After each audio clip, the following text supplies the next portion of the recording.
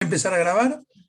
Vamos a ver la segunda parte de petróleo, como les comenté.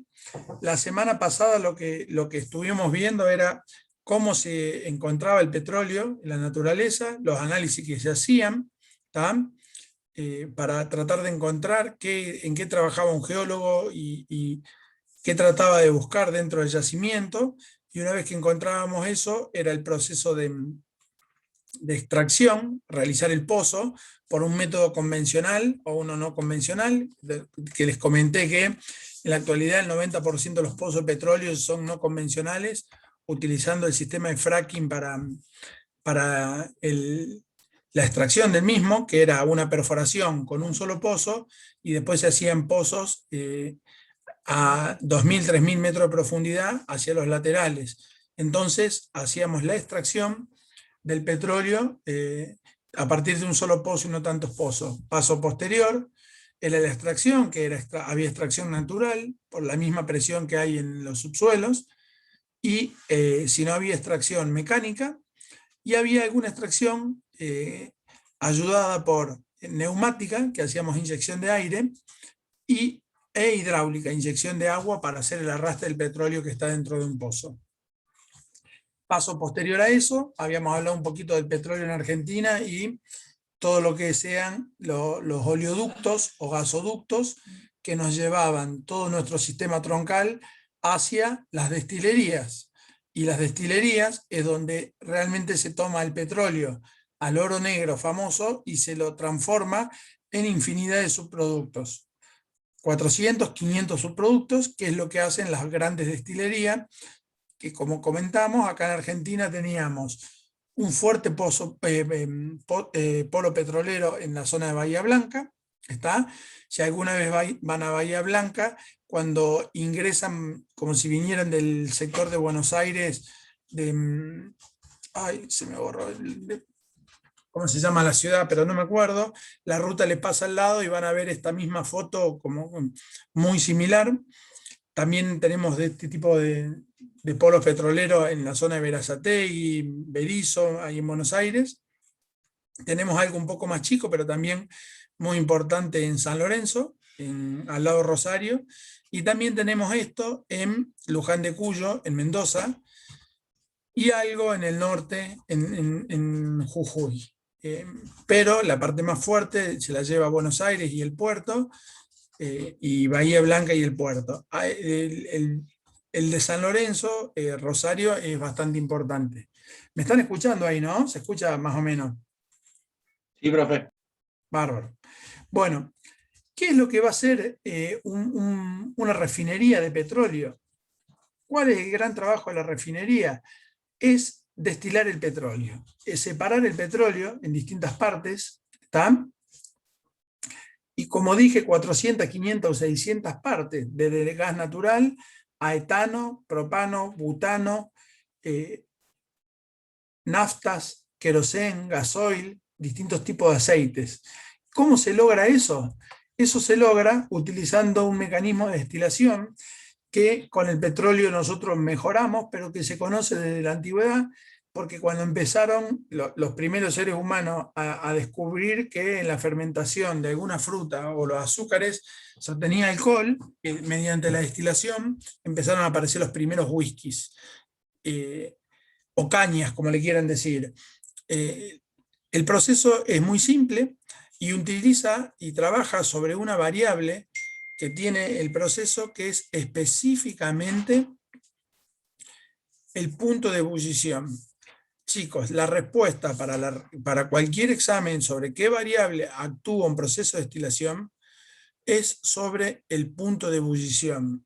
Trabaja con el punto de ebullición de cada uno de los componentes que forman parte del petróleo, no la temperatura. Cuidado, la temperatura es una condición de proceso, pero sobre cuál es la variable que se trabaja es sobre el punto de ebullición, sobre la propiedad física que posee cada uno de los elementos. La nafta, que es una de carbono 8, tendrá un punto de ebullición, por así decirle, de 47, 48 grados, y la que lo sigue, la de 9, podrá tener un punto de ebullición unos graditos más, y la de 10 unos graditos más, y la de 18 carbonos, que son las grasas, ya tienen un punto de ebullición arriba de los 100 grados. Entonces lo que vamos a utilizar es el punto de ebullición para tratar de separar. En este caso, lo voy a explicar fácilmente mediante una destilación simple, donde lo único que hacemos, tenemos alcohol y agua. ¿A qué temperatura hierve el agua, chicos?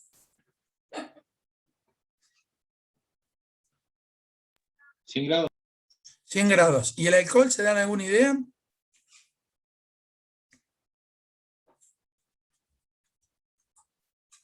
A más, ¿No tiene... ¿Cuánto?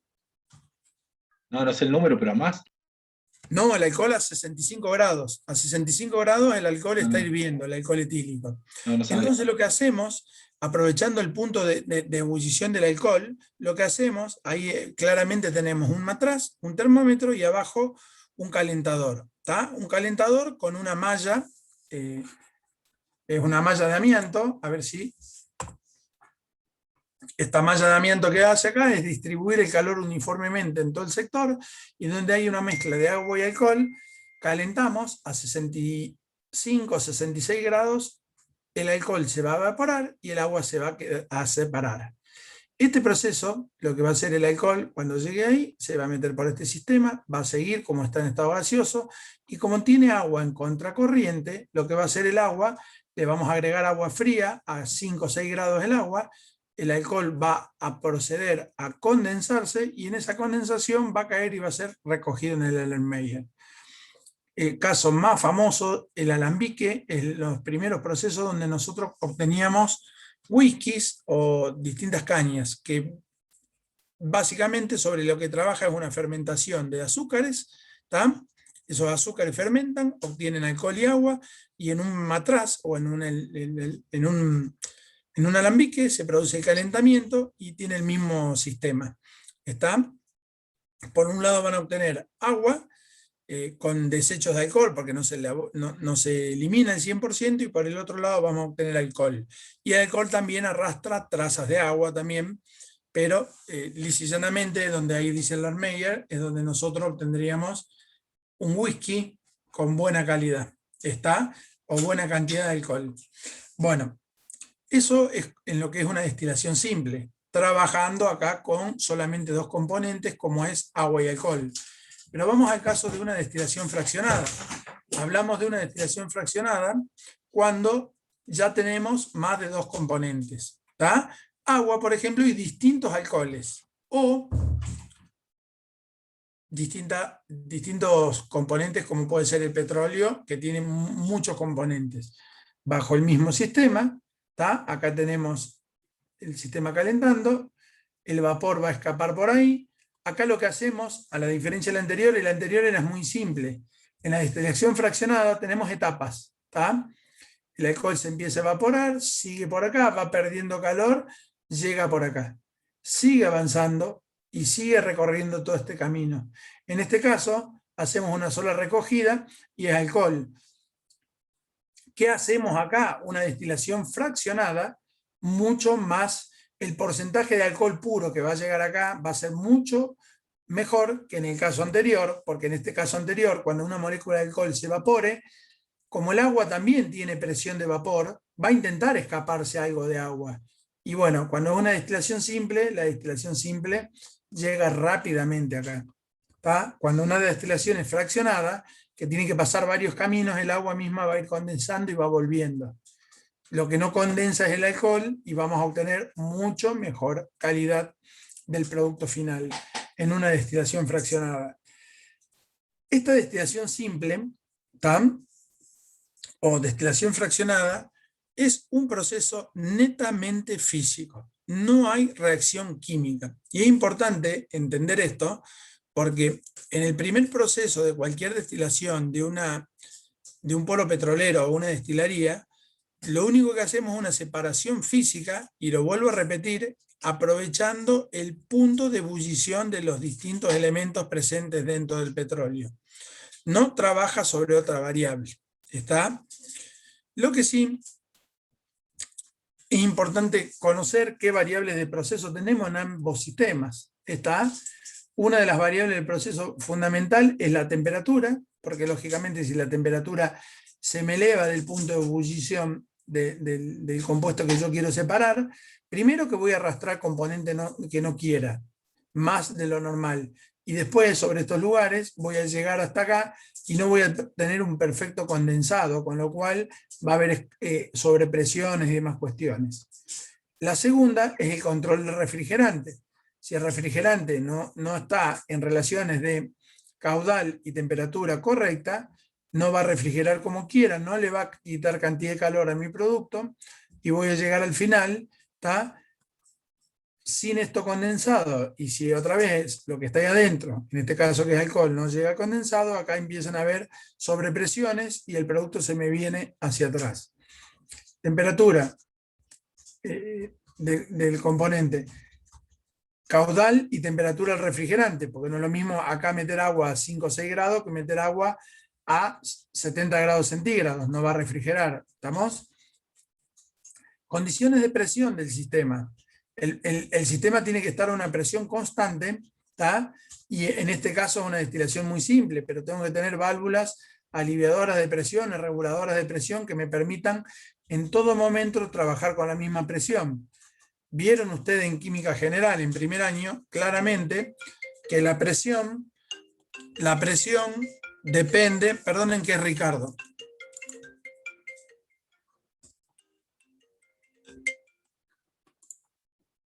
Ricardo, ¿para qué le voy a poner? Bien.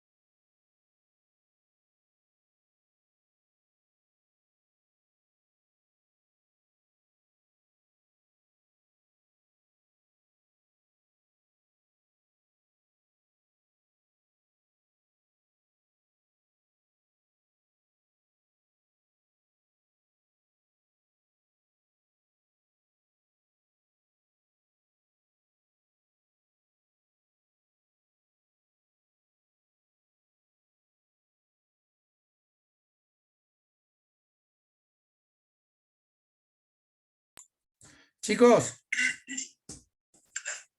¿me escuchan, chicos? Sí, Hola. profe. Ahí va a entrar Ricardo y les va a sacar Sí, la profe. duda. Sí, les va a sacar la duda a los chicos que tienen, a los grupos que tienen, que no han encontrado el trabajo, demás. Aprovechen a preguntar. Yo creo que ya está dentro, Ricardo. Sí, ¿cómo les va? Hola, Buenas Ricardo. tardes. No quería intrometerme en la clase, pero No pasa nada, adelante. che, de todos los grupos que se han registrado oportunamente, eso fue al comienzo de año, solamente del 4D1 hay 3 grupos de los cuales no he recibido nada. Uno es el grupo que eligió fabricación de bicicletas. Yo no he recibido el correo. Otro es el que iba a contarnos cómo es un test de PCR. No recibí nada. Y hay otro grupo que no se anotó ningún tema, que es el formado por Lazardo, Laguna y Gasparini. Vos estás grabando esto, Darío, ¿no? Darío. Sí, profe, se está grabando ahí. Ah, ok. No, para que Ricardo, silencié justo para que por las dudas, pero sí estoy grabando. Pero bueno, a ver, del 4D2 tengo todos los que se habían anotado. Ahora, si hay algún grupo que en su momento, y esto estoy hablando del mes de abril y mayo, no se anotó, y yo no lo tengo registrado, no puedo. Ahora, a nadie, le pido disculpas, a nadie le hice el recibido, porque el día 30 de julio vencieron los de ustedes de cuarto año, y me vencieron también las entregas de los borradores de los trabajos de segundo año de mecánica. Entre ambos cursos suman 400 alumnos y más o menos unos 90 grupos. No les pude contestar a todos. O sea, estoy contestando los que voy corrigiendo. Creo que de industrial debo haber corregido 2 o 3 grupos, nada más por ahora. Este fin de semana seguramente todos los profes le vamos a pegar más y vamos a hacerle algunas respuestas. Lo poco que he visto, muy bien. O sea, uno le agrega un poco les propone unas mejoras. He visto también lo que les ha contestado Darío. Los trabajos están bien hechos, el concepto lo tienen, ya se va formando esa habitualidad de trabajar en presentaciones. Bueno, no sé si alguien quiere aprovechar y plantear alguna duda, alguna pregunta.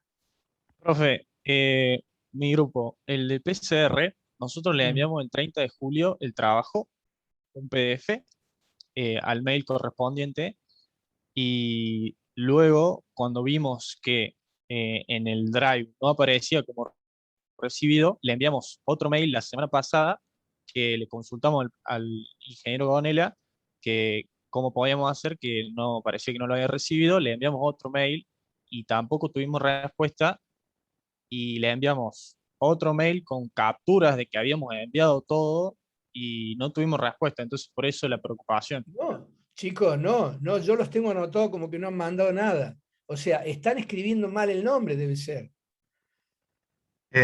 Profe, yo soy el que le mando los mails. Yo, Sí. además de mandarle a su casilla de la facultad, rbonaiuti@frc.utn.edu.ar, le mandé también a su casilla personal, la que es con Gmail, por las dudas de que a la otra fuera incorrecta. Y tampoco, no sé si en esas reviso, pero no. No, muchachos. Sí, les estoy diciendo que yo los tengo anotados. Hay 3 grupos del 4D1 que no han presentado ningún trabajo, lo cual me sorprende, les aclaro. Ricardo, Pero, a perdóname, ver, Ricardo. mándenlo de nuevo, pero verifiquen. Bonaiuti con una sola T, que a veces es un Ricardo, error frecuente. No, sí, Vuélvanmelo a sí. mandar. Yo los tengo eh, agendados como que no están. Mándenlo, no hay Ricardo, problema que esté fuera de fecha. ¿se me escucha ahí? Sí. Sí. Escúchame, yo no sé decirte de fábrica de bicicletas porque no me consta, pero del grupo de test PCR, a mí me consta que en algún momento mandaron y yo estaba copiado. ¿Qué me pasó? Se me explotó la casilla de correo y se llenó Bueno, y se me sí. puso todo en rojo. Yo empecé a borrar, yo los borré a los chicos de PCR, pero me acuerdo que llegó. Yo no he borrado a ninguno, pero pero les vuelvo a repetir, de 4D1, fábrica de bicicleta, están anotados y no he recibido el trabajo. Si lo han mandado, vuélvanlo a mandar, pero por favor revisen el correo. Mándenlo a Bonaiuti Ricardo, y yo puedo escribir acá en el chat, aunque no es mi cosa. Sí, ¿no? sí. Sí. Ahí va, para que no queden dudas. Bonaiuti Ricardo @gmail.com. Bueno, por favor, vuélvanos a mandar, no hay drama que estén fuera de fecha, si nadie actúa con mala fe. Vuélvanos a enviar.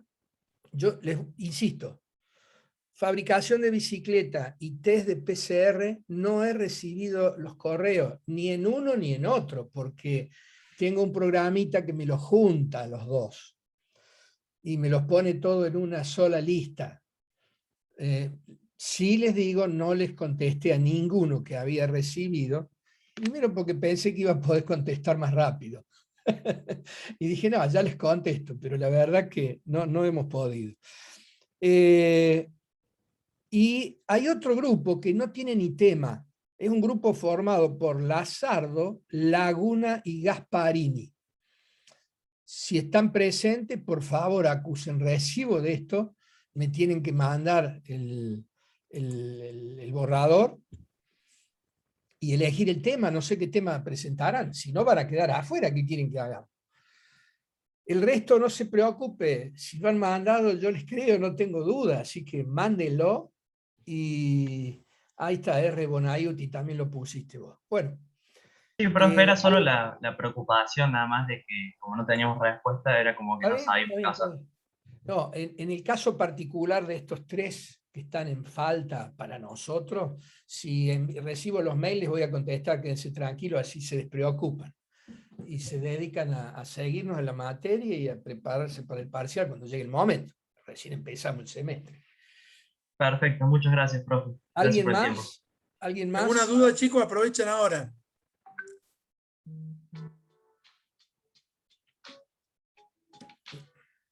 ¿Listo? Bueno, gracias, Ricardo. Seguimos nosotros.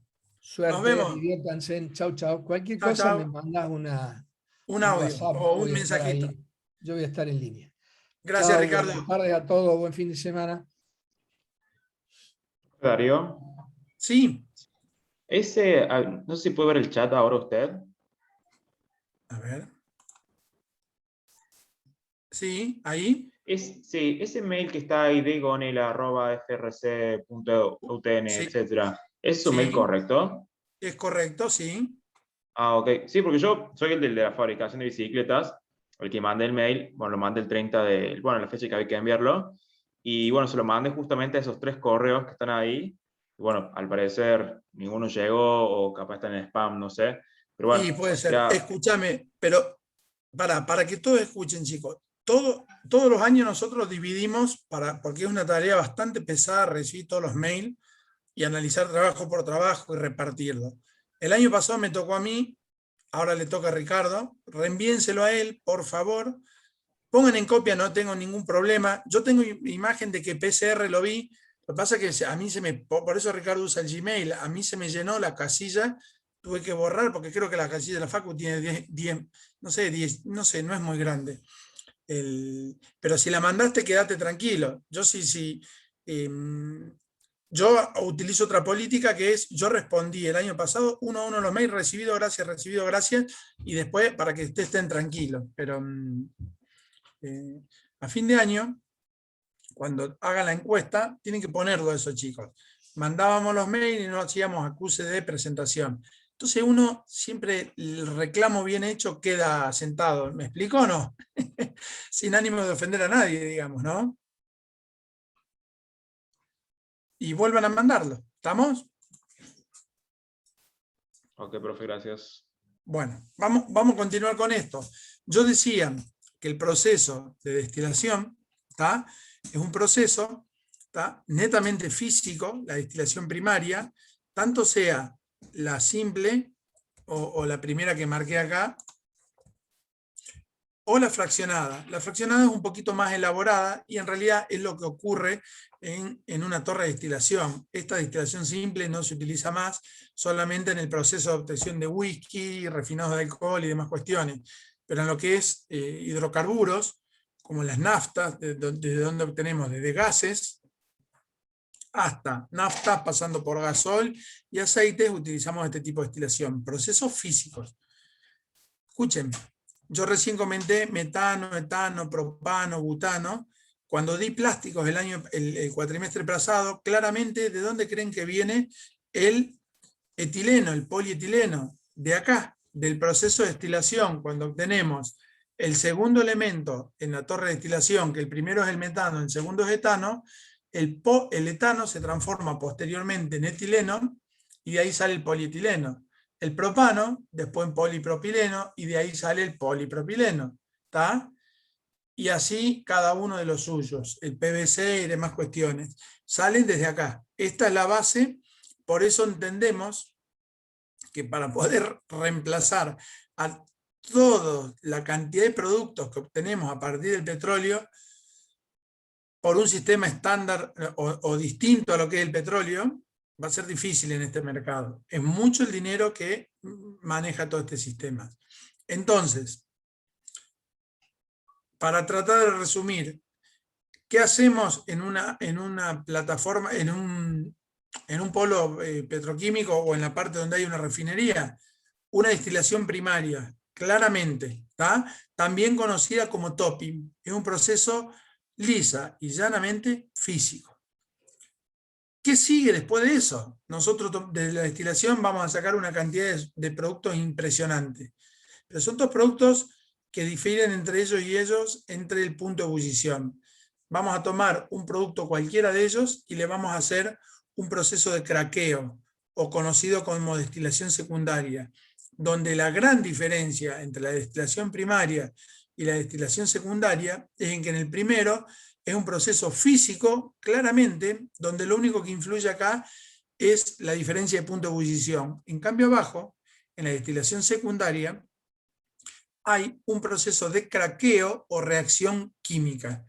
En resumidas cuentas, en dos palabras, la destilación primaria es un proceso físico y la destilación secundaria es un proceso químico, donde abajo hay reacción química. Hay transformación de moléculas de 4 carbono a moléculas de 2 carbono por un lado, de 3 y 1, a una de 4 que era lineal, a seguir una de 4 que sea tipo cruz, ¿tá? Y ahí empiezan a aparecer los vinilos, los etilenos, los polipropilenos, después de la destilación secundaria. Cuando tomamos las moléculas que fueron separadas físicamente y las volvemos a procesar generando distintos tipos de otros procesos. Acá hay una imagen bastante grosera, pero creo que clara de cómo, de qué es lo que pasa en líneas generales en un proceso de destilación. Voy a tratar de explicarla. Se ve la mano ahí, ¿no? Sí, profe. Bueno, en esa mano lo que vemos es, nosotros tomamos, acá va a estar el almacenamiento de la refinería, grandes tanques de millones de litros de petróleo. Son tomados, son calentados, ¿tá? Hasta un punto X, ¿tá? Donde mediante ese calentamiento va a ingresar el sistema. Y en ese ingreso al sistema, como separamos por punto de ebullición, van a empezar a levantarse dentro de la torre del petróleo, según el punto de ebullición, los distintos materiales. Los elementos más pesados, entendemos por más pesado de menor punto de ebullición, van a salir por la parte de abajo de la torre, los elementos intermedios, la parte media, y los elementos de bajo punto de ebullición van a salir por arriba. Los gases, las naftas, que tienen punto de ebullición bajo, salen por arriba. Los querosén, los combustibles un poquito más pesados, gasoil, van a salir en las partes intermedias, y aceites y grasas en las partes bajas. ¿Tá? Lógicamente que esto ya no es una torre de destilación simple, es una torre de destilación multifraccionada, y además de multifraccionada, tiene no solo una salida, sino que varias salidas según vamos a fraccionar, según los distintos puntos de ebullición, ya lo vamos a ver. ¿Tá? Después de esto, cada uno de los procesos, ¿tá?, tienen los procesos secundarios que yo recién nombraba como cracking, donde hay reacciones químicas para llegar a los productos finales. Todo este proceso químico, ¿tá?, no importa, isomerización, reformación, hidrotratamiento, hidrocraqueo, a nosotros no nos vamos a meter en esos detalles. Ya voy a hacer una explicación bastante simple de eso. Con lo cual, hasta ahí va esa parte. Ahora, ¿qué pasa con los gases, chicos? Porque el gas también llega por el gasoducto a una refinería. Seguramente va a otros lugares donde al gas natural, lo único que le vamos a hacer, ¿tá?, le vamos a agregar un compuesto, porque el gas es inodoro e incoloro. Le vamos a agregar un compuesto para poder lograr odorizar al gas. Porque si no, si tuviéramos una pérdida de gas en cualquiera de sus casas, como no tiene olor, cuando se encuentre con una chispa, lo que va a hacer va a explotar. Entonces el gas natural no tiene olor naturalmente. El olor se lo damos a propósito para poder llegar a utilizarlo, ¿tá? Y después el gas se podrá licuar, ¿tá?, en forma de GLP, o se podrá utilizar como nos llega a nuestras casas en forma de gas natural. Bien, vamos a hablar un poquito de una destilación estándar, que es lo que vimos acá, ¿tá?, donde calentamos el petróleo y por puntos de ebullición va a ir separando, ¿tá? Esta es la misma imagen de la otra, la voy a pasar un poquito rápido, y me voy a parar esto. Esto es fundamental comprender que existe en una torre. Calentamos aproximadamente unos 400 grados centígrados, el producto va a entrar crudo en la parte de abajo, y como tiene varios componentes del mismo petróleo, ¿tá?, más de 100 y a veces hasta 500, depende, se va a ir separando por los puntos de ebullición. Los elementos más volátiles van a salir disparados hacia arriba. Vamos a tratar de seguir el mouse ahí. Sigue, si tenemos gas natural que hierve a menos 30 grados centígrados, ¿tá?, cuando lo logramos separar el petróleo, sale por acá, sale, cada vez que choca con ese honguito pierde calor. Pierde calor, pero si estamos a 300 grados sigue en estado de vapor. Pierde calor, sigue en estado de vapor. Pierde calor, sigue en estado de vapor. Llega a 20 grados centígrados y sigue en estado de vapor, con lo cual se pierde. Y por arriba salen el propano y butano, ¿tá?, gases muy conocidos que utilizan, por ejemplo, en las garrafitas o en los encendedores, o en las garrafas que le gusta salir de campamento. Otros gases, como acá, como las naftas, cuando llegan a este punto, pierden calor, y pierden calor por debajo de su punto de fusión. O entonces, ¿qué va a pasar? Acá se van a transformar en líquido, y cuando intenten volver a bajar, como esto es una trampa que lo deja pasar pero no lo deja volver así de fácil, va a caer y va a drenar por este sector. Lo mismo pasa abajo, y así sucesivamente. Cada una de estas etapas de proceso de destilación es una trampa donde, una vez que lo que venía en estado gaseoso se logró condensar, y una vez que se condensó no vuelve a meterse por ese lugar y vuelve a ir para abajo, sino que simplemente va a inundar este sector y va a salir en estado líquido a un proceso posterior de craqueo, de hidrorefinación, de lo que fuere. Pero lisa y llanamente va a pasar a un proceso de destilación secundaria, donde lo que vamos a hacer es tratar a ese material para refinarlo en algún otro tipo de, qué sé yo, si es un butano, en un isobutano, en un terbutano, en cualquiera de otros componentes para lo que querramos hacer, o refinar un aceite para mejorar propiedades de lubricación, o quizá otro tipo de propiedades que necesitemos en función de lo que querramos vender, digamos. La refinación de naftas ha cambiado mucho durante el último tiempo. La del diésel o del gasoil también ha cambiado mucho, ha mejorado mucho los aceites, sobre todo en el proceso de los motores y la duración de ellos, depende de todo este proceso. Y si ustedes miran las propagandas que constantemente en este país, por ejemplo, larga YPF, es mejoran el combustible con respecto al octanaje, se logró. Lo que hacen en el proceso secundario que viene posterior a este paso, en el craqueo, quizás mediante la ayuda de un componente que es fundamental, que ya lo voy a nombrar cuando lleguemos ahí, generan una reacción secundaria que genera un producto que a lo mejor genera que la nafta no sea tan detonante como la actualidad. Uno de los problemas que tiene la nafta es la capacidad calórica que tiene.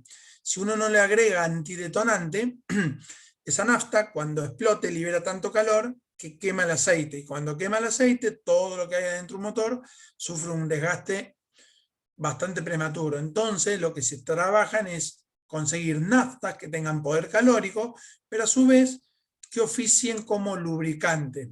Y ahí está en las características de la nafta super, la Infinia y las demás cuestiones. Muy importante en este caso, ¿qué variables vamos a encontrar acá?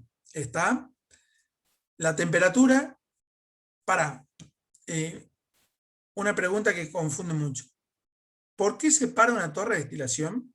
¿Sobre qué propiedad trabaja una torre de destilación? Lo vuelvo a decir, trabaja sobre el punto de ebullición. ¿Tá? Trabaja sobre el punto de ebullición, que es una característica típica de cada uno de los elementos que están adentro del petróleo.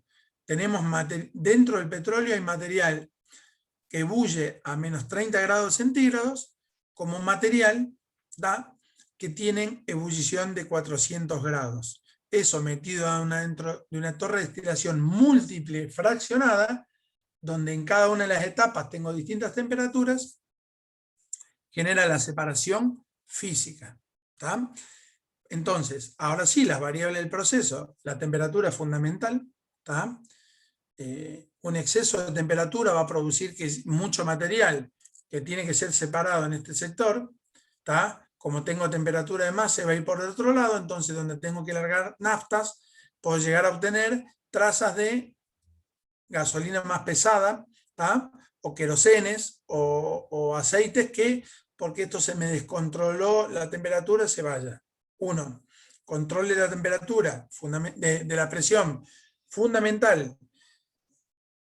Había algunos ejemplos en química general de dónde hervía más rápido un huevo, si en el Aconcagua o acá, o qué pasaba en líneas generales en Córdoba con respecto a Buenos Aires, a cuánto hierve el agua. Bueno, como el punto de ebullición depende directamente de la presión externa, el manejo y el control de la presión acá es fundamental. En una torre de destilación atmosférica, el control de la presión puede ser fundamental porque si se me eleva la presión acá adentro, ¿tá? El punto de ebullición disminuye y puedo tener, en estos casos, gases en el sector de donde yo realmente tendría que tener otros materiales. Entonces, temperatura, control de temperatura. 2, control de presión. Variables. 3, flujos o caudales que ingresan y salen de la torre. Porque si los caudales que ingresan o salen de la torre son mucho más grandes, son mayores, o viceversa, son menores, la cantidad de calor que le puedo dar puede ser mayor, y como tiene mayor cantidad de calor, otra vez puedo arrastrar materiales acá no deseados, y si la cantidad de calor es menor, puedo a su vez dejar materiales no deseados. ¿Tá? ¿Qué otra variable de proceso tenemos acá? Fundamental, la calidad, ¿tá? O el grado API del petróleo que yo alimente ahí. Ojo con el grado API. Nosotros comentamos la semana pasada que el grado API medía la densidad del petróleo. Había petróleos asfálticos, ¿tá? Había petróleo de buena calidad, de alta calidad, o petróleos mixtos. Bueno, hay que tener claro bien la densidad del petróleo, porque si meto mucha cantidad de petróleo asfáltico, voy a obtener mucha cantidad de este tipo de petróleo pesado acá. ¿Tá? Y esta torre quizás puede estar diseñada para un proceso completo, de un mixto, ¿tá? Donde voy a trabajar a diferentes temperaturas. Entonces es fundamental entender y conocer el petróleo que viene acá para el diseño de cada una de estas torres. ¿Están? Bien. ¿Qué más de esto? ¿Dudas hasta acá, chicos?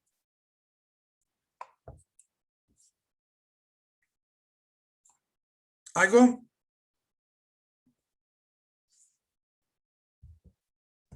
Profe, Sí. perdón, una pregunta, es más de curiosidad. En el tema de destilación secundaria, usted dijo que ahí se le agregaban las características al producto, digamos, a través de la modificación de las moléculas. Pero digamos, ¿cómo sería el proceso en esa destilación secundaria? Ahora la vamos a ver. ¿Está? Ahora lo vamos a ver. Ya viene con el proceso. En líneas generales son reacciones químicas llevadas a cabo mediante un proceso de cracking.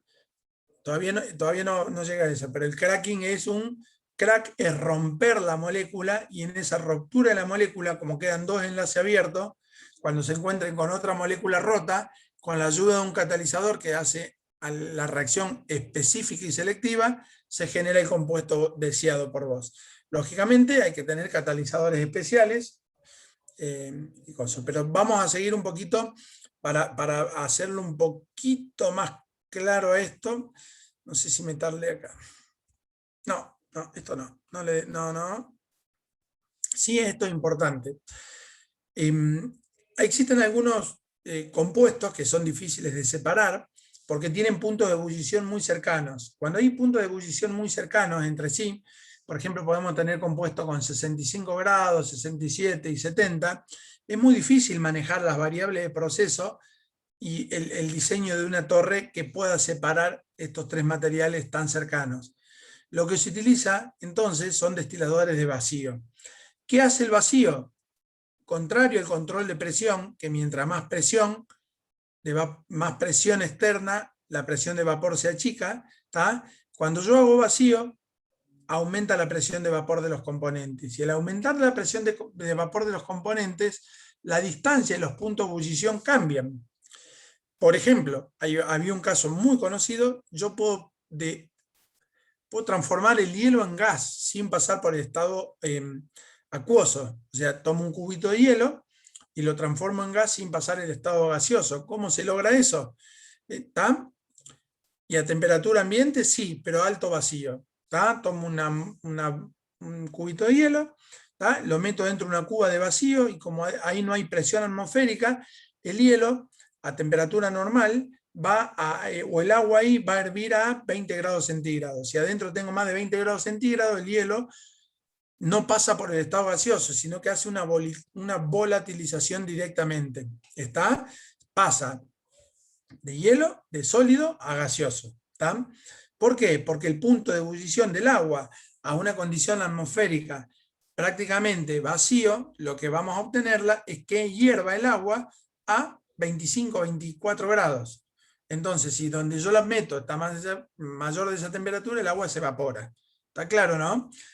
Otro ejemplo claro es el tema de estar en la Aconcagua y calentar agua a 60-65 grados, a esa presión atmosférica, el agua se evapora. ¿Tá? Por eso el ejemplo clásico de ¿dónde hierve más rápido un huevo? Si acá en Córdoba o en el Aconcagua. En el Aconcagua nunca van a lograr hervir un huevo, porque el agua hierve a los 65 grados, entonces el huevo no se va a hervir nunca. Cuando lo rompan siempre va a estar el huevo vivo, digamos, van a tener que estar 3 días dándole calor, y el huevo cuando lo rompan va a estar en su estado natural. ¿Está? En cambio acá en Córdoba, como el agua hierve a 98, 99 grados, le damos calor, y el agua, todo el calor del agua, en vez de ser utilizado para evaporarse, se lo transformamos al huevo y lo transformamos en huevo duro. Bueno, este mismo proceso es utilizado en una torre de destilación con alto vacío. Se generan vacíos, entonces compuestos que estaban muy cercanos entre sí, como cambian sus puntos de ebullición y normalmente disminuyen drásticamente, además de disminuir, se separan. ¿Está? Al separarse, podemos separar compuestos que normalmente salían en conjunto. Entonces, mejoramos la calidad de subproductos que obtenemos. ¿Está claro más o menos qué es lo que hace una destilación al vacío?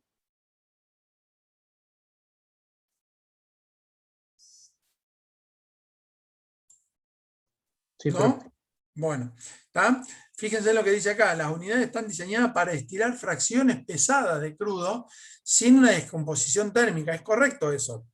¿Por qué? Porque la parte de abajo de los petróleos pesados, ¿está? Donde tengo aceites de mucho peso molecular y que tienen puntos de ebullición tan cercanos, si yo lo quiero separar y le doy temperatura y le doy temperatura y le sigo dando temperatura, va a llegar un momento en que lo que se produce ahí es una descomposición térmica de mi componente y no una separación. Y empiezan a aparecer reacciones no deseadas. ¿Estamos?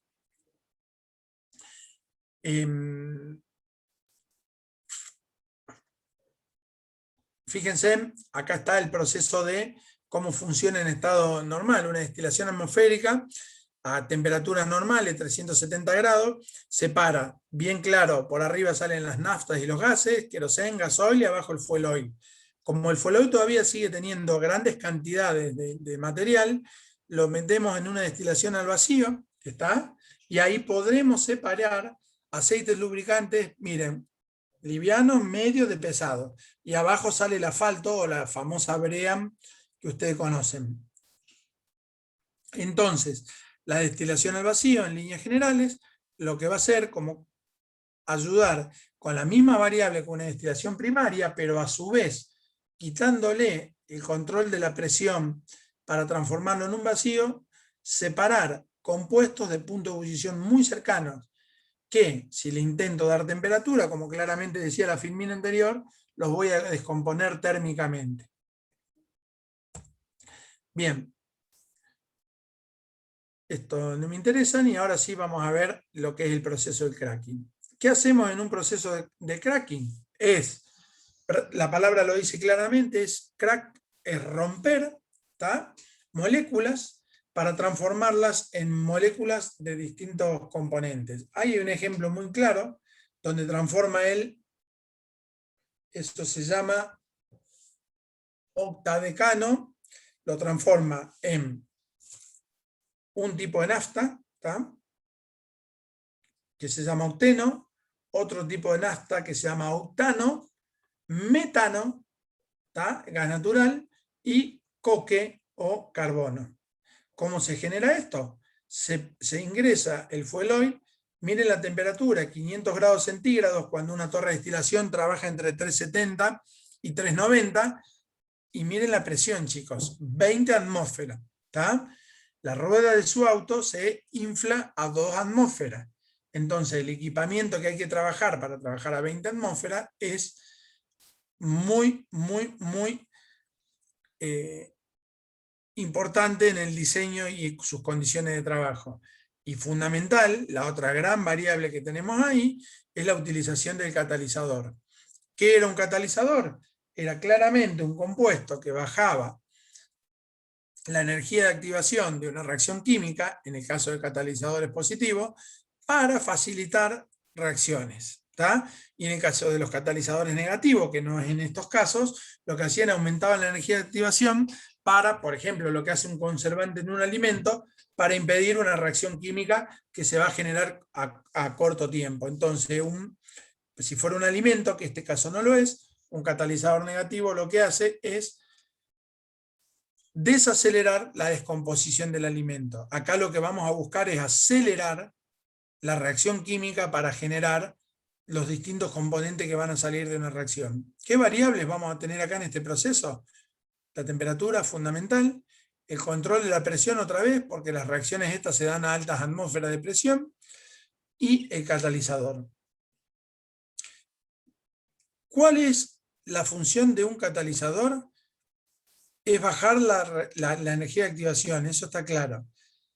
Pero a su vez, los catalizadores le dan selectividad a la reacción. Nos va a decir si vamos a querer obtener más octenos o más octanos. ¿Tá? Va a trabajar y va a teledirigir, está mal dicha la palabra teledirigir, pero va a dirigir la reacción química hacia donde nosotros querramos. ¿Tá? Bueno, hay otros procesos de craqueo, ¿tá? Bueno, pero estos son No, olvídense, no vamos a ir con tantos detalles.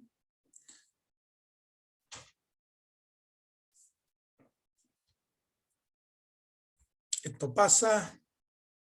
Bien, voy a pasar a otra filmina.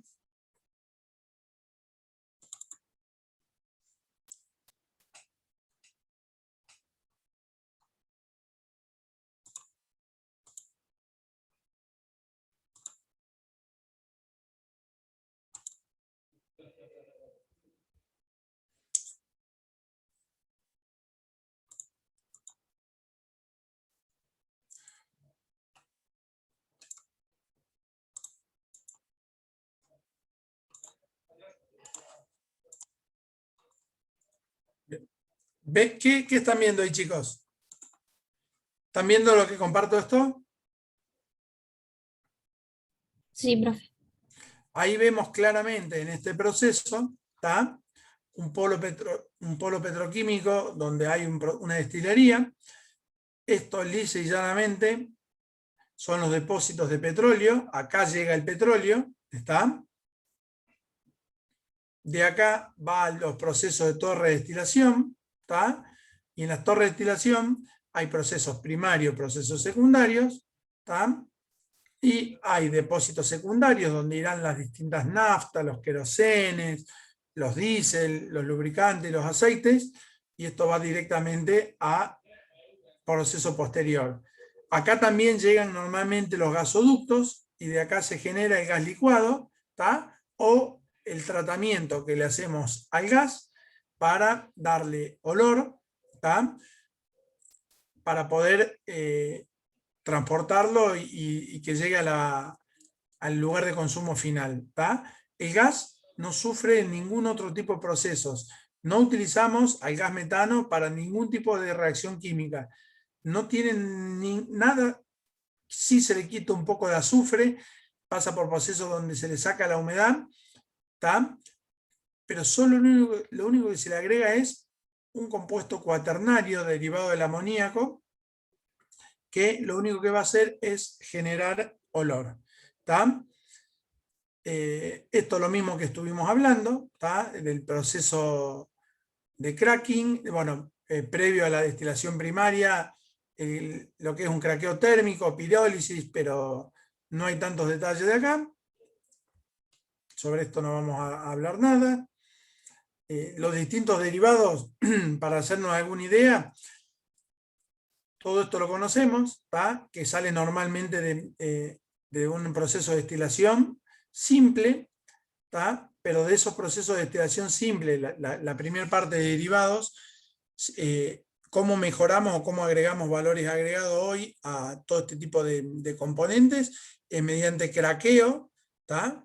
O destilación secundaria, mediante la cual nosotros rompemos moléculas para generar nuevas moléculas de distinto peso, de distinta estructura, para mejorar calidad de nafta, calidad de queroseno, calidad de gasoil o calidad de fuel oil, mejorando no solo su capacidad calorífica, sino, por ejemplo, en las naftas, mejorando su punto antidetonante, que no sea, que tenga tanta detonación. A ver, si tenemos un auto de carrera, lo que menos quiero yo es que sea antidetonante, pero si tenemos un auto de calle donde me interesa que no haya un desgaste prematuro del motor, vamos a utilizar algún derivado de este tipo. Con respecto a los lubricantes, están para la obtención de lubricante, fundamental la destilación al vacío, porque los lubricantes son materiales bastante pesados de puntos de ebullición muy cercanos. Necesitamos la ayuda de una destilación en vacío para que no tengamos que someterlo a un proceso de alta temperatura para poder separar y generar rupturas. ¿Está? Y así, hacia abajo, obtenemos un montón de otros productos, vaselinas, breas, que salen junto con los asfaltos y demás cuestiones. Y bueno, ni hablar disolventes, insecticidas, varios. Bien. Vamos a hacer un descanso de 5 minutos, chicos, y yo vuelvo en un ratito. 7:10 volvemos y seguimos con esto, ¿les parece? Sí, sí, gracias.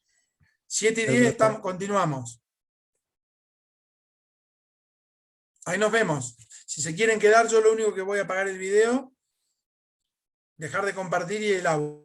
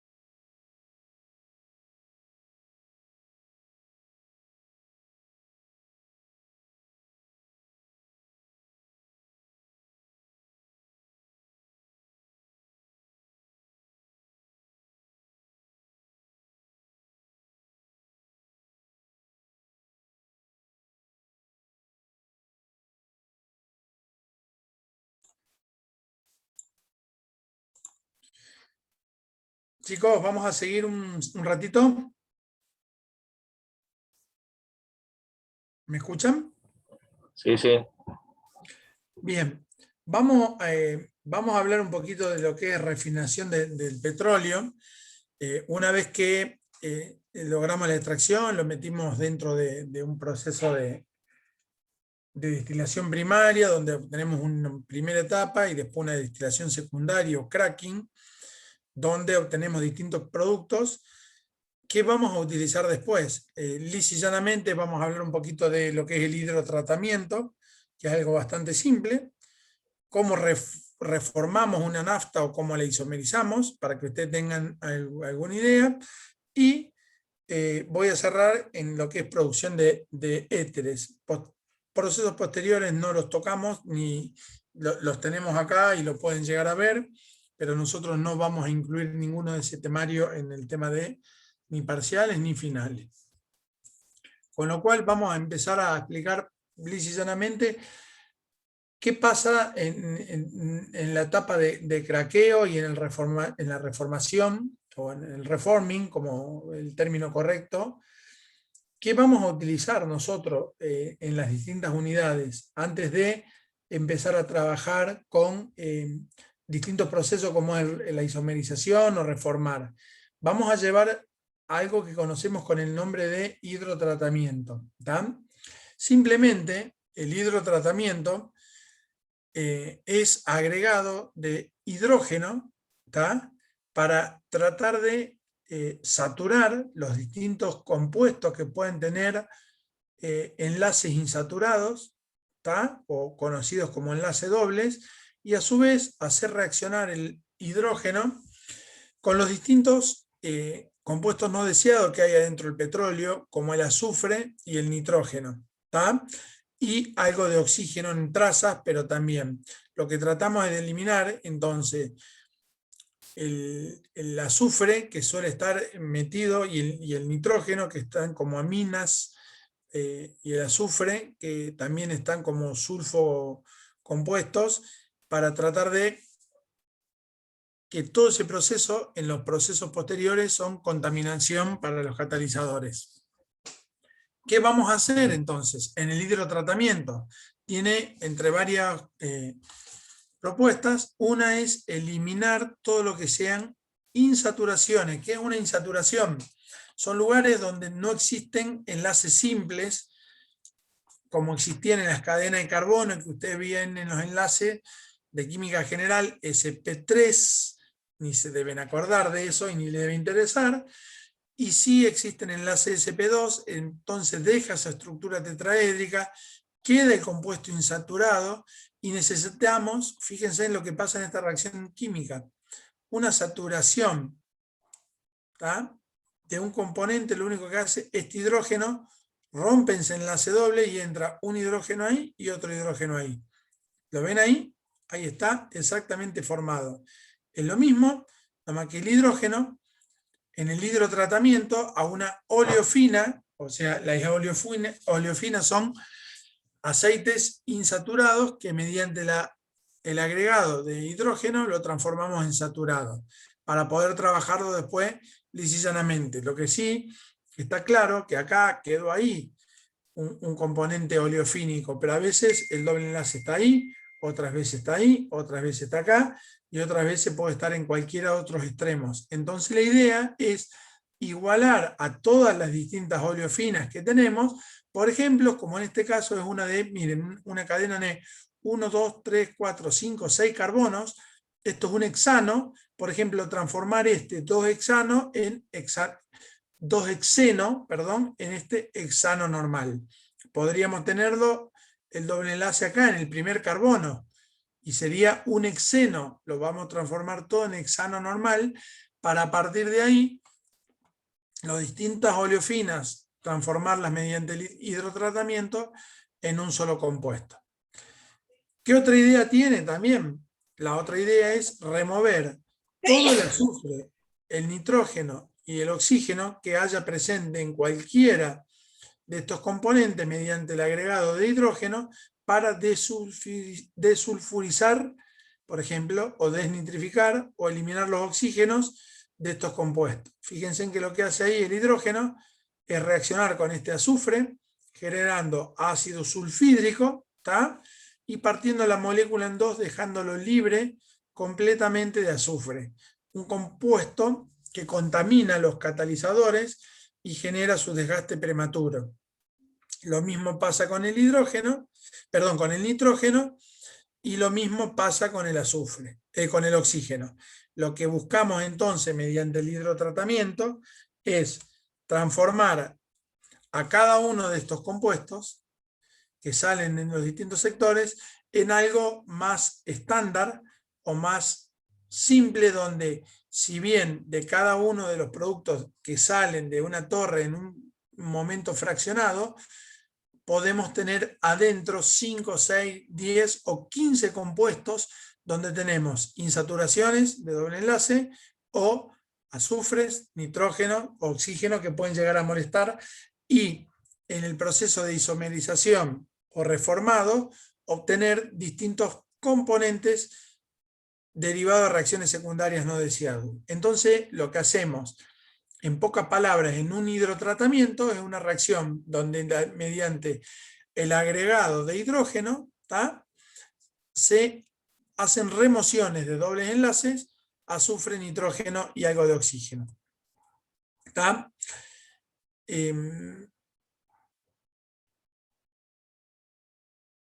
Bien.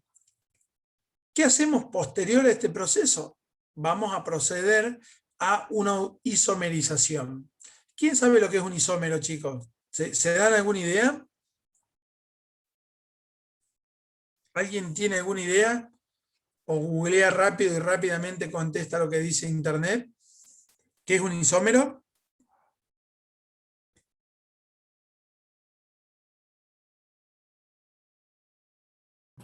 Es un mismo compuesto, pero con otro orden molecular. Muy bien. Un isómero son compuestos que tienen misma fórmula química, pero distinta estructura molecular. ¿Está? Con lo cual suelen tener propiedades físicas muy parecidas y propiedades químicas no tan parecidas, pero en líneas generales podríamos decir similares. El proceso de isomerización que nosotros le vamos a hacer a nuestras naftas, vamos a generar naftas de distinta composición química, pero con la misma fórmula, donde mediante esa isomerización vamos a lograr distintas mejoras, distintas características al momento de querer conocer qué cantidad de calor vamos a, por ejemplo, a querer formar. Acá hay un ejemplo claro. Acá tengo una parafina, ¿tá?, lineal de 8 carbonos. ¿Tá? Carbono 1, carbono 2, acá vienen 4 carbonos iguales, carbono 7 y carbono 8. ¿Tá? En el proceso de isomerización, lo que hacemos nosotros es mediante temperatura y un catalizador. Fíjense lo que hacemos. Esto es lineal. Lo transformamos en, miren, acá había 1, 2 y 4, 5, 4, 6, 7, 8 carbonos en forma lineal.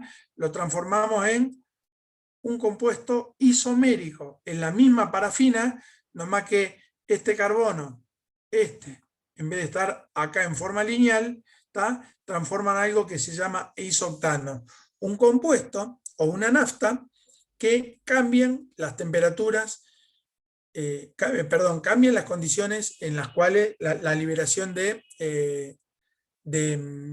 calor cuando se produce la explosión de la nafta dentro del motor, por ejemplo, hablando de nafta.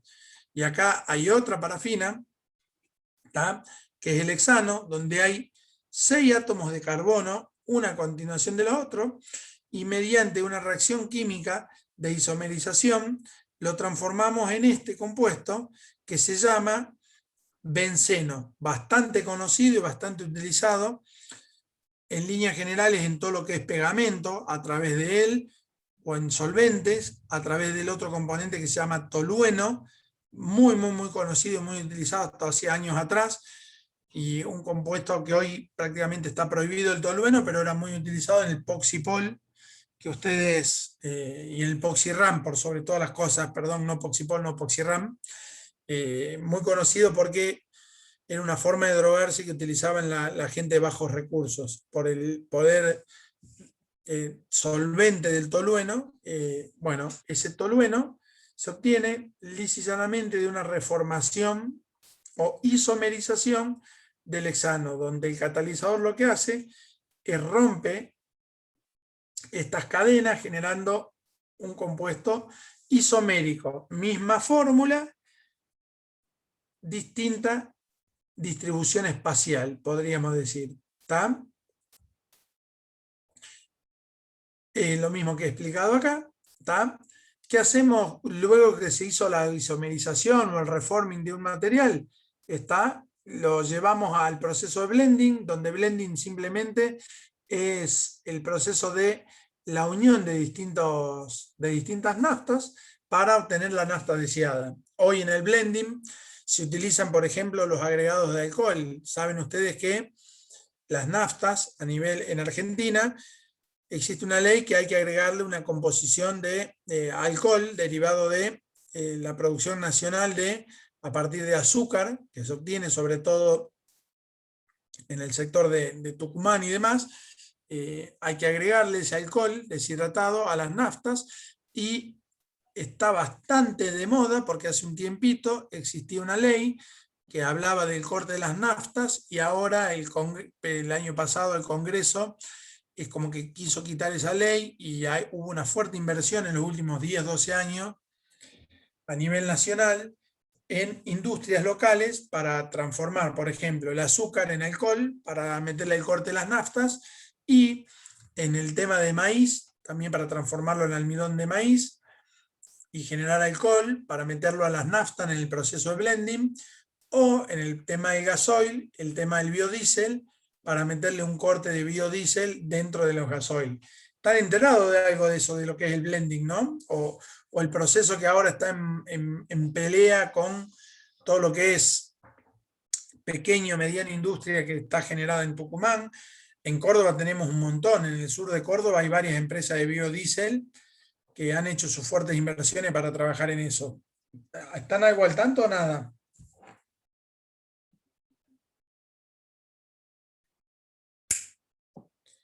Chicos.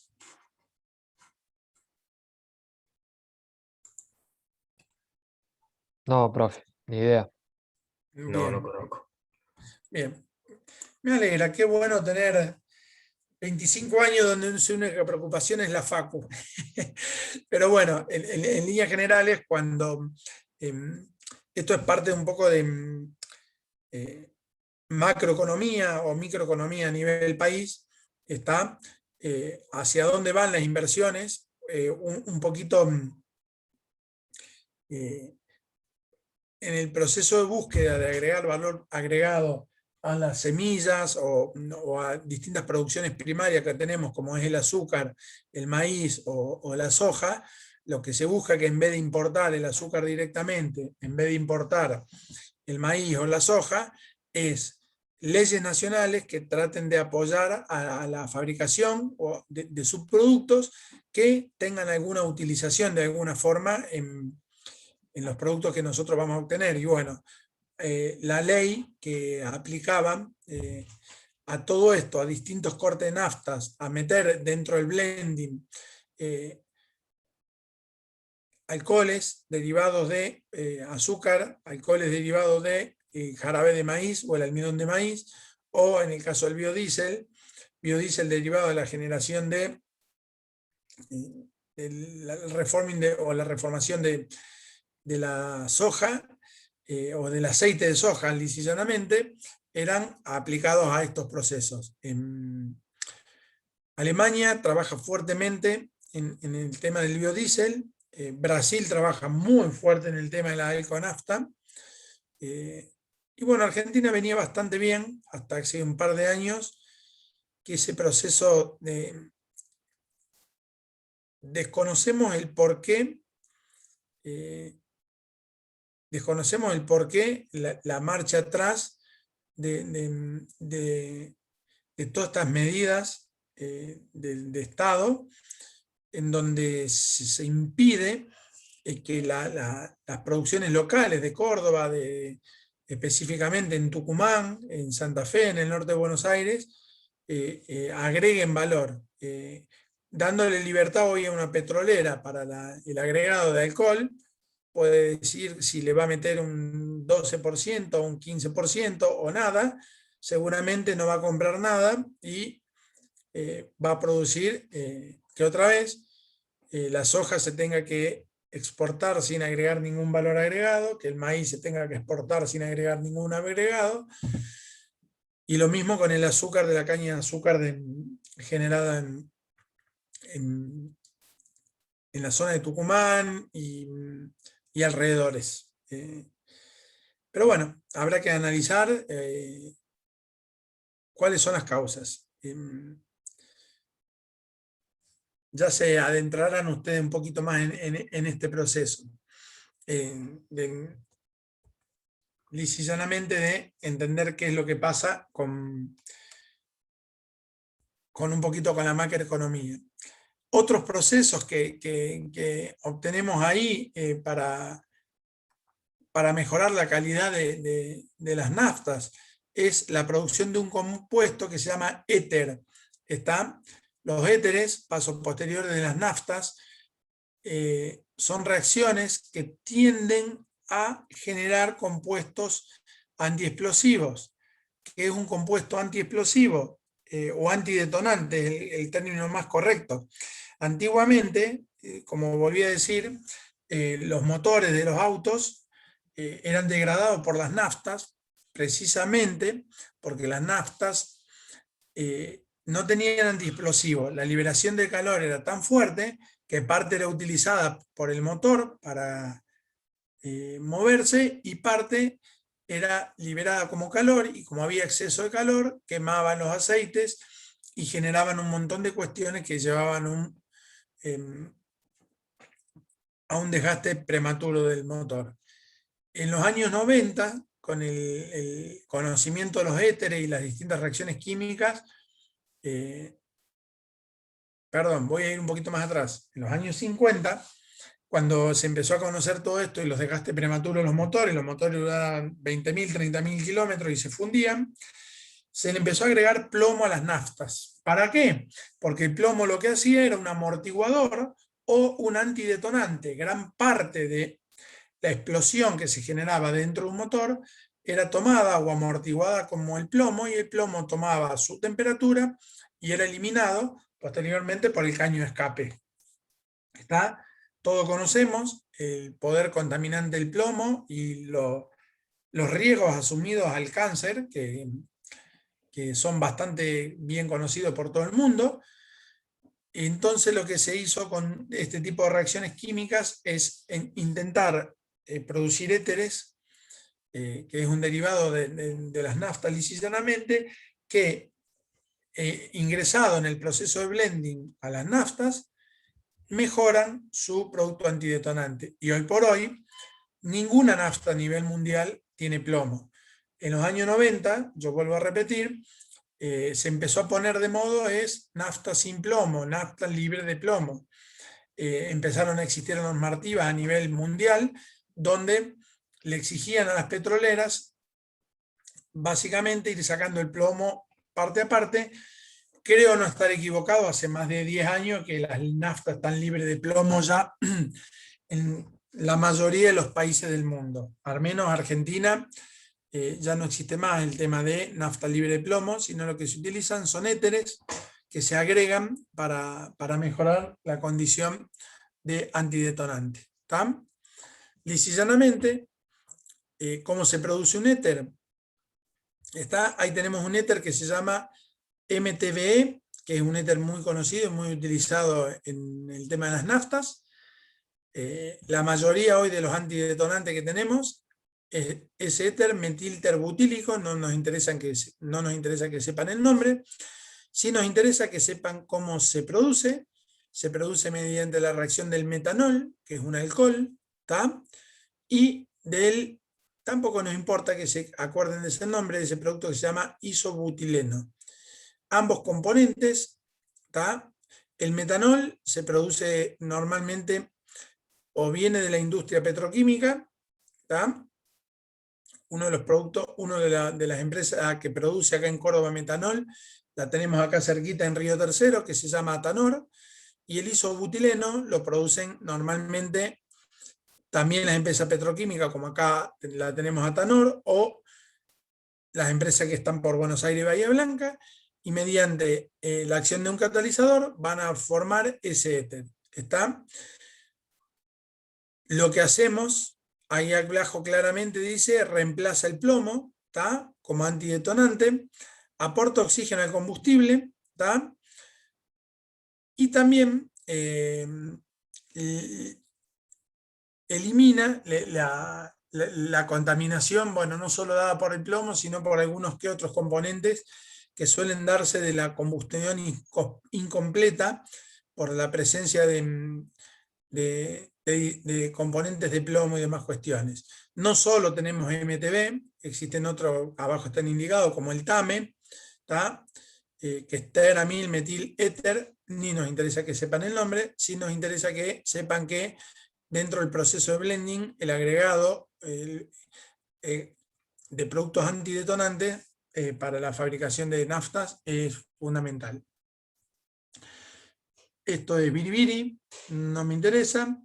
Fondo de barril no voy a hablar nada porque hace años que no tomamos más. Bueno, acá en etapa del gas natural, básicamente lo único que hacemos en la etapa de gas natural es, bueno, pregunta que le encanta hacer a alguno de los profes que no soy yo cuando tomamos exámenes, es si el gas natural se le produce algún tipo de modificación antes de llegar al hogar. Modificación química, ninguna, ¿está? Pero sí, no puede salir del pozo petrolero y ir utilizado directamente, porque tenemos que primero deshidratarlo, ¿tá? Hay que eliminar toda la humedad, primero porque pierde poder calórico. Si el gas, así como sale de allá, de abajo de una plataforma, ¿tá? Nosotros no le eliminamos la humedad, perdemos poder calórico. Entonces no tendríamos algo constante. Después, endulzarlo se conoce como el proceso de eliminarle el ácido sulfídrico y el dióxido de carbono. Eso se produce directamente por enfriamientos abruptos. Un enfriamiento abrupto del gas genera que el ácido sulfídrico, que está en estado gaseoso, y el dióxido de carbono se congelen, y el metano, como tiene un punto de ebullición bastante superior, siga como en estado gaseoso. Y posteriormente hay una recuperación o un fraccionamiento, perdón, para tratar de, cuando se produce esta recuperación criogénica, hay parte de material que lo tenemos en estado gaseoso que se recupera en estado líquido y que va a tender a ir junto con la compresión para lo que es el gas licuado. Por eso no es lo mismo el poder calórico que nosotros obtenemos en el gas licuado que en el gas de garrafa de hogar, que en el gas de cocina que hoy tenemos todo acá en Córdoba. El gas licuado tiene menos poder calórico que el gas que llega al hogar. Porque precisamente el gas licuado tiene en sus componentes gases o hidrocarburos de mayor peso molecular o mayor punto de ebullición. Bueno, chicos, me cansé de hablar. Necesito que alguien haga alguna consulta, pregunten lo que quieren. Estoy dispuesto a hablar de lo que necesiten de petróleo o dudas con respecto a los gases. Acá faltó en esta filmina agregar el ítem que es el agregado de olor para llevarlo a la industria o a su lugar. No está marcado acá. ¿Dudas? Profe, Sí. yo no terminé de entender bien lo del blending, o sea, sintéticamente, ¿de qué se trata? Bien. Blending es simplemente una mezcla de los distintos naftas que vos tenés, hacé de cuenta que la preparación del Fernet con coca, donde se pone un poquito de Fernet, un poco de coca, hielo a gusto, ¿está claro? Donde pones distintos naftas reformadas, distintos aditivos para obtener tu nafta que va a llegar a una infinia, ¿tá? A una nafta super, donde distintas componentes de distintos lugares de las torres de destilación van a llegar ahí.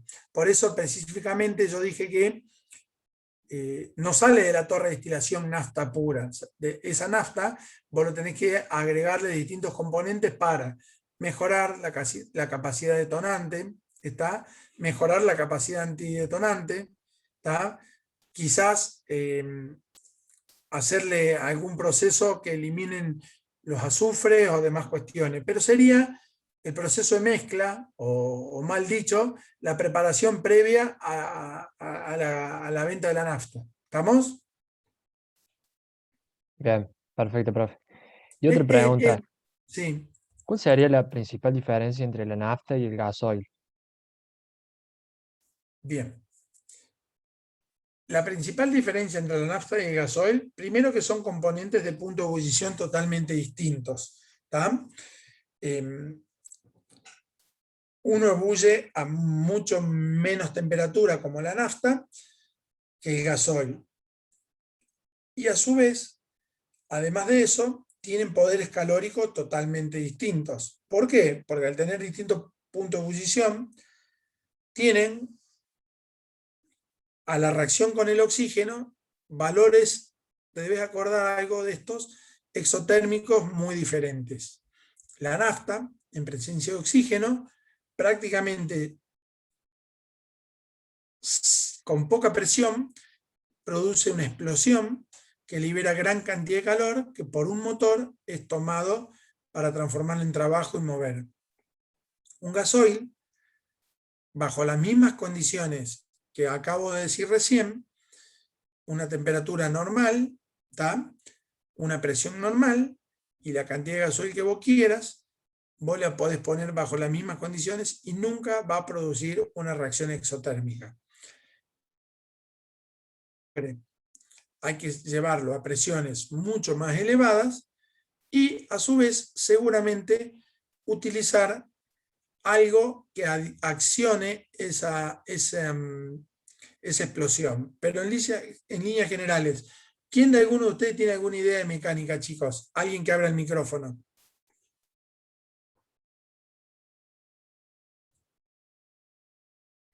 ¿Nadie? ¿Nadie? Están todos mirando el partido de a ver si River empata al Atlético Mineiro. No, ya terminó eso. ¿Usted qué habló, señor? ¿Tenés una relación? ¿Qué diferencia hay entre un motor diésel y un motor nafta? ¿Tenés algo de idea o no? No, profe, por eso, muy poco, por eso le preguntaba. Bien. ¿Qué relación de compresión tiene un motor nafta y qué relación de compresión tiene un motor diésel? ¿Tienen alguna idea o no? ¿Nadie sabe eso? El motor diésel tiene mucha más relación de compresión, profe, ¿no? Bien, el motor diésel tiene mucho más relación de compresión. Por así decirlo, 9-1 contra 4-1. ¿Qué quiere decir eso? Que para obtener un mismo poder calórico, el motor diésel tiene que trabajar a mucha mayor presión, si no, no prende. Es más, si ustedes agarran un fósforo y lo ponen arriba del gasoil, va a agarrar fuego. Si se lo tiran, se va a apagar el fósforo.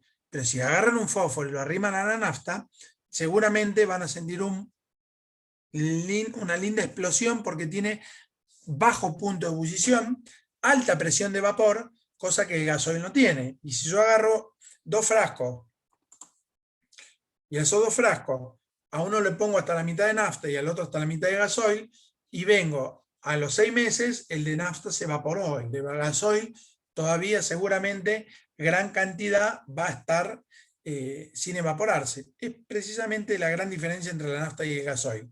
El poder calórico. ¿Está?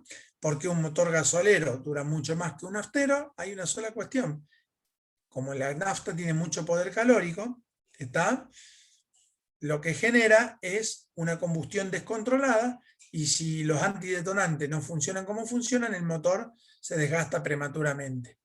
El motor gasolero, si bien trabaja mucho más presión, la combustión no es descontrolada, es de poco poder calórico, y lo que nosotros obtenemos es autos que duran muchos kilómetros. Una camioneta Toyota te hace 1.000.000 de kilómetros sin abrir el motor. No hay auto que dure 1.000.000 de kilómetros. Naftero. ¿Qué ha pasado en los últimos años? Bueno, con la llegada de la electrónica y la mejora de los combustibles, es como que el auto gasolero ha logrado desarrollar potencias similares a los nafteros. ¿Está? Si usted, es muy difícil encontrar en países donde hay mucha cantidad de petróleo, como en Estados Unidos, encontrar autos gasoleros. Eso solo existe en Argentina, digamos, o en distintos países donde la cuestión del petróleo no es tan dominante, pero hasta los camiones son a naftas por la cuestión de lo que buscan es potencia y no le importan consumo y demás cuestiones. Bueno, hoy el avance de un auto gasolero ha sido, y los caballos de fuerza que se logran obtener gracias a la incorporación de electrónica y poder manejar la alimentación por medio de la inyección y los turbos, hacen que hoy un auto gasolero pueda desarrollar tranquilamente la misma cantidad de potencia que un auto naftero, que podríamos decir que el naftero en potencia se quedó en el tiempo, un gasolero no así de tanto. Si vamos a hablar de auto de carrera, no se comparan nafta toda la vida, porque lo que menos nos importa es durabilidad del motor, sino mucha potencia para poder ganar rápidamente una carrera. Y después que se hagan agua los helados. Chicos, ¿más dudas? Profe, por esa misma reacción descontrolada y controlada, digamos que se dice que los autos gasoleros, el gasoil rinde más que la nafta.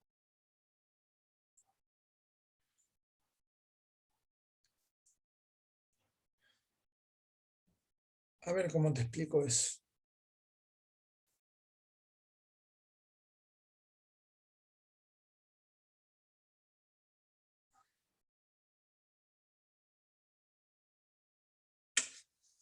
¿Cómo te explico esto? No es que el gasoil rinde más que la nafta. Un auto gasolero, al tener poco poder calórico, gira menos vueltas. Y girar menos vueltas produce menos vacío y ingresa menos cantidad de combustible, porque hay menos vueltas al motor. Al haber menos vuelta al motor, el rendimiento de un gasolero es mucho mayor que el de un naftero. El naftero, escúchame, el auto a nafta de mi mujer anda 6.000 vueltas si quiero. Si yo en mi camioneta la pongo a 6.000 vueltas, que es nafta, la paso para el otro lado. El rendimiento tiene que ver, de alguna forma, como decís vos, la liberación de calor es tan fuerte en la nafta que se generan muchas revoluciones dentro del motor, cosa que en el diésel no. Un auto anda 4.500, 5.000 vueltas con total normalidad, un diésel anda 2.000, 1.800. Por ahí debe venir el rendimiento, o bien, no es que debe venir, sino que viene. ¿Más dudas, chicos?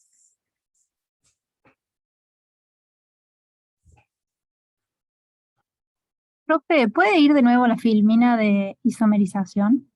Sí. Ahí. No, en esa, en la anterior. ¿En esta? En la que sigue. No, en la que está el benceno. Ahí está. Acá ¿Por qué abajo. ahí tiene la reacción más hidrógeno? Bien, porque precisamente este tipo de... Hay reacciones químicas en las que, por ejemplo, el hexano no es un isómero del benceno, porque la diferencia entre el hexano y el benceno son 2 hidrógenos. ¿Está? Estos componentes no son isómeros. Este es un reformado de una parafina. Esto es una isomerización, la de arriba, donde arriba sí tengo el mismo compuesto de los dos lados, pero distinta estructura molecular. Acá no tengo la misma fórmula química. Esta fórmula química es carbono 6, hidrógeno 14. Hidrógeno 14. Y esta fórmula es carbono 6, hidrógeno 12 más 2. Más hidrógeno. No, esto de abajo no es una isomerización. Es bien, claro, si no, no me daban. un reforming, es un reformado de eso, no te da. Claro. Bien. Y otra pregunta. Sí. Cuando hablaba de destilación al vacío, Sí. se realizaba para separar o diferenciar dos compuestos que tenían puntos de ebullición similares. Sí, es así. Si yo le Es aplico, correcto. claro, por ejemplo, que tengan puntos de ebullición similares, si yo le aplico vacío, el cambio que me generan no será como proporcional a No. No veo Está muy bien. cómo lo diferencian. Bien, ¿cómo se diferencia? Se diferencian porque las propiedades, al aplicar vacío, lo único que hace es quitar presión. Al quitar presión te cambian los puntos de ebullición. Y en ese cambio de los puntos de ebullición está asociado directamente a algo que seguramente se deben acordar muy lisa y llanamente, muy lejano, que eran las fuerzas intermoleculares. Las fuerzas intermoleculares que gobiernan a la mayoría de los hidrocarburos son fuerzas de Van der Waals. Esas fuerzas de Van der Waals, o London, como se deben acordar, generan un distanciamiento en los puntos de ebullición, lisa y llanamente. Por ejemplo, si yo tuviera, mira, me voy a parar en el octano y el isoctano. Quizás el octano a temperatura normal hierva a 64 grados y el isoctano a 65. ¿Está? Como las fuerzas de Van der Waals son fuerzas de Van der Waals porque no hay ni puente hidrógeno, ni dipolo-dipolo, ni se deben acordar. No, sí, me acuerdo. Bueno, al cambiar la presión exterior, la presión de vapor de cada uno de esos componentes va a cambiar.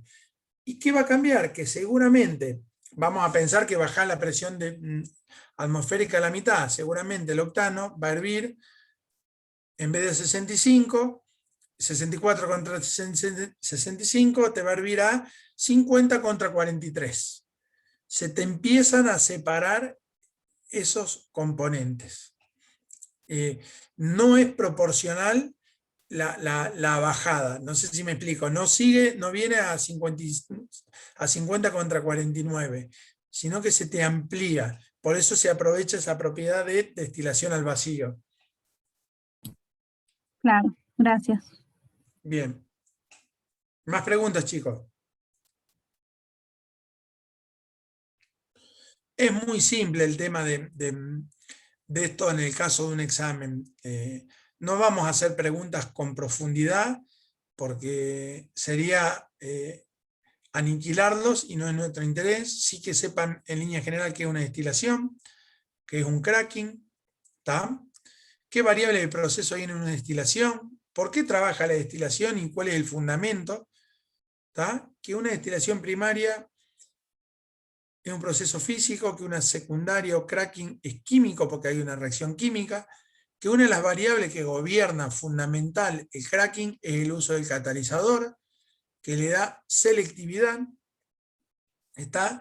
Que es una isomerización, y lo único que logramos en una isomerización es transformar un compuesto químico de una determinada fórmula a la misma fórmula con distinta distribución espacial, generando así distintas propiedades dentro de las naftas o aceites en función de lo que quiere el cliente. Quizás mañana nos damos cuenta que el isoctano mejora el poder lubricante de la nafta y es lo que queremos para no tener detonaciones tan descontroladas dentro de un motor. Seguramente una nafta de un avión va a ir más por el normal hectano que isoctano, porque necesitamos mucha energía en los aviones, ¿está? Y los motores de los aviones no nos importa la composición, porque no son motores donde haya que salir a competir con un Fiat 1, con un Peugeot 208, sino lo que hay que hacer es tratar de conformar un motor que nos dure y la durabilidad no nos importa el costo, ¿no? El motor de un avión, nadie va pensando en el costo, porque el costo del avión no influye el costo del motor, cosa que sí pasa en el auto, que es de consumo masivo. ¿Cuántos aviones se producen en el mundo? Como cuántos autos se producen en el mundo. En un lugar le apuntamos en el auto al tratar de disminuir costos y poner fundiciones cada vez más baratas o que duren en el tiempo, pero que no me cambien el valor del auto. En cambio, para un motor de un avión no vamos a estar escatimando, porque ahí la seguridad vale más que todo. Y bueno, blending creo que no le vamos a preguntar nada, simplemente qué es, pero es simplemente un proceso de mezclado donde a partir de distintas naftas se hace una mezcla para obtener una nafta común, una nafta super o una nafta infinia, ¿tá?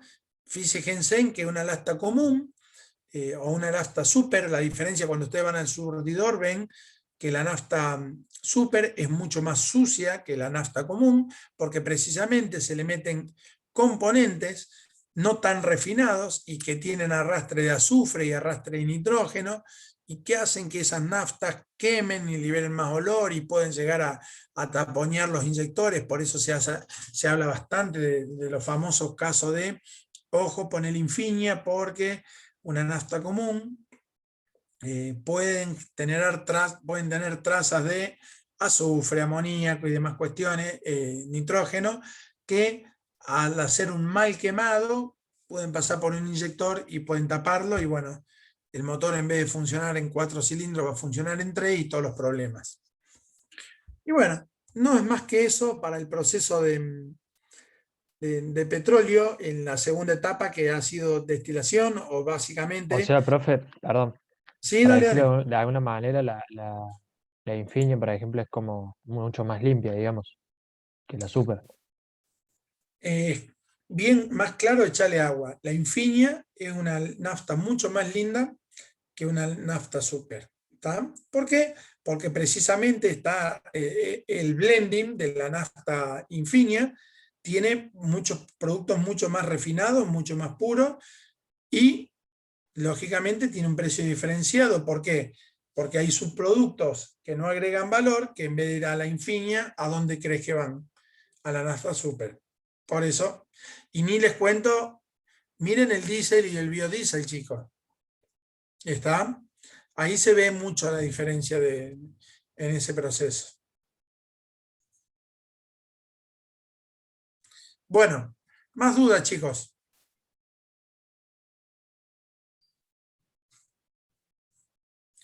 Si no hay dudas, voy a dar la clase por finalizada. Mañana voy a subir el video. Y en la próxima clase seguramente van a seguir con César o el ingeniero Bonaiuti. A mí me queda una clase más para darle, que es lo que es recubrimiento superficial, pero mediante tratamientos químicos como es pinturas, niquelado, cobreado, zincado, pero eso va a ser, no creo el viernes que viene, sino va a ser de acá un par de clases. Así que bueno, si no hay dudas, los dejo y nos vemos en unas clases.